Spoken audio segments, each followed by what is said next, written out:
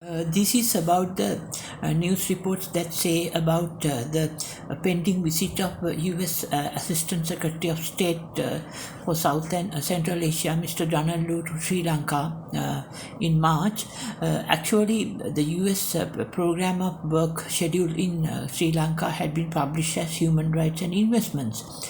So the thing is, rather than talking about only about few people's human rights, it is important to discuss about the whole population's human rights. So that is why in that context, the Sri Lankan general public must be considered, because they are suffering now because of the lack of milk powder for babies, and which all prices have gone up, and also because of the International Monetary Fund pressures. So I think US government, while talking about the investments, should also consider human rights of everyone.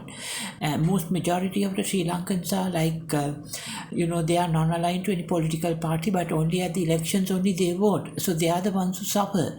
And to disregarding the plight of the people who support openly the government, who fall prey to these human rights abuses or violations, the US government must think about the mass people, all the people in Sri Lanka who undergo tremendous economic pressures, because it's not fair by them, the middle class especially. If they fall, what will happen is the Sri Lanka's economy will crash. So what is important for Mr. Donald Trump is to pursue the investments and US dollar supply to Sri Lanka from the US government, while thinking about the people, because it is the US State Department who strategizes on people to people contact in Sri Lanka to promote the interest of other nations on Sri Lanka.